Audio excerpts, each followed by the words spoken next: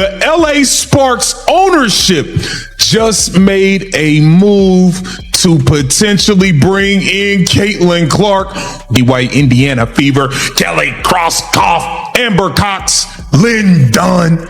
Count your days. The GOAT is gonna get the hell away from you very, very soon. Caitlin Clark, the most recognizable and widely watched player in the history of women's professional basketball.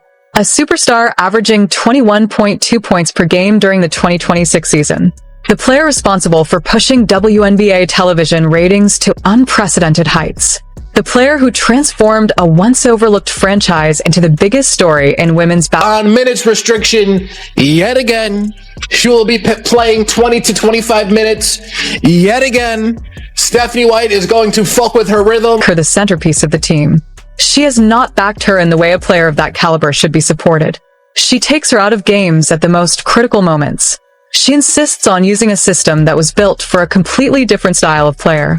And now, with the Los Angeles Sparks openly showing their interest in Clark and a new ownership group assembling the resources to build a contender around her, Stephanie White is standing in the way of that opportunity.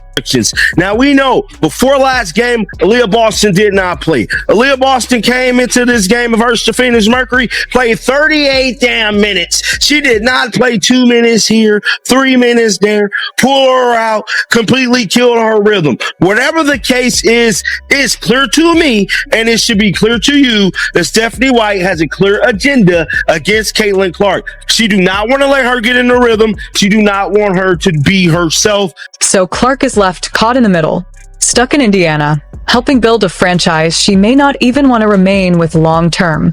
Meanwhile, Los Angeles is right there, watching, waiting, and steadily putting the pieces together. Michael Thompson, Laker legend, wasn't just saying things just to be saying things. He has intel on what the hell is going on in LA, and especially with this new ownership group, who is the same ownership group that have made big moves for the Lakers. They're looking to make a major splash with the Sparks have become. This is no longer the same franchise that spent years fading into the background. The Sparks are now backed by a group led by Mark Walter, the businessman who became the majority owner of the Los Angeles Lakers after the NBA Board of Governors approved his purchase of the controlling stake from the Buss family in late 2025. Walter also owns the Los Angeles Dodgers. He serves as the CEO of Guggenheim Partners, a global investment firm that manages more than $340 billion in assets. This is far more than an ordinary sports owner. This is someone with a proven history of building successful organizations. His Dodgers have consistently competed for World Series titles. His Lakers remain one of the NBA's most iconic franchises, and now the Sparks have become the latest team in his long-term news. You better get to connecting the dots. Now, they aim to create the biggest story in sports. And at this moment, no name generates more attention in women's basketball than Caitlin Clark. So we'll mix up what we're doing with her, mix up with Gardner, but I don't think it matters that she hasn't played here since 24. She is who she is, and you know, as much as her scoring, shooting is a threat, her passing is even more dangerous.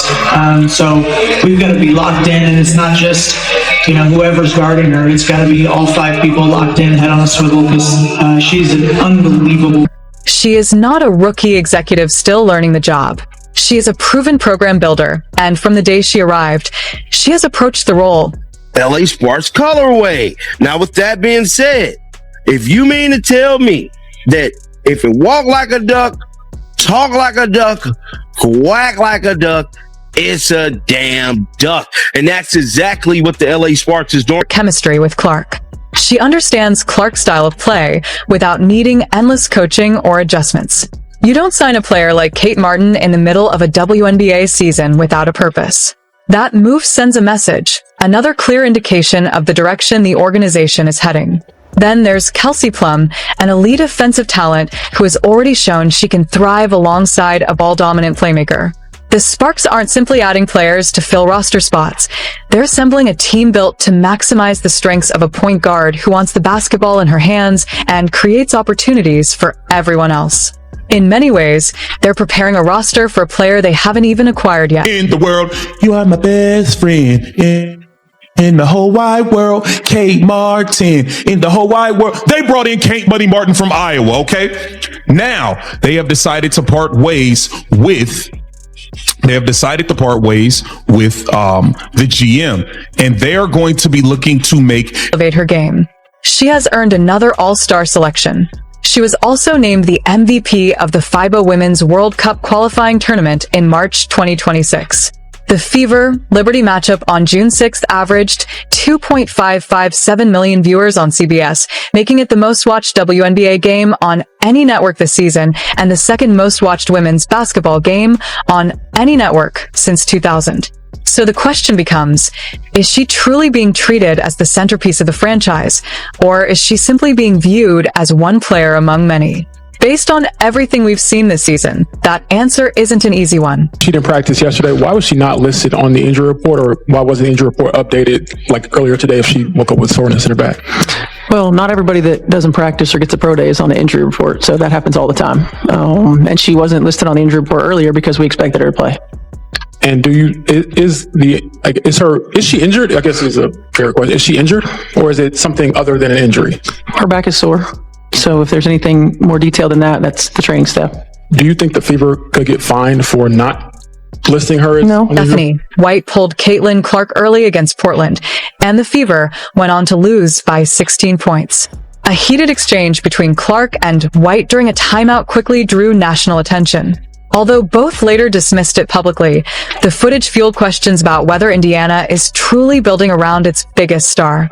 Fans have increasingly argued that the Fever are asking Clark to fit the system instead of making her the system, while the Sparks appear to be assembling a roster specifically suited to her style of play. Combined with concerns over how the league has handled repeated physical play against Clark, the contrast between Indiana's approach and Los Angeles' vision has only intensified speculation about her long-term future. Let's look at what Caitlin Clark is accomplishing on the court right now, because the argument that she should remain in Indiana starts to lose momentum once you examine the numbers. She is averaging 21.2 points per game during the 2026 season, the highest mark of her professional career. Now in her third WNBA season, she continues to elevate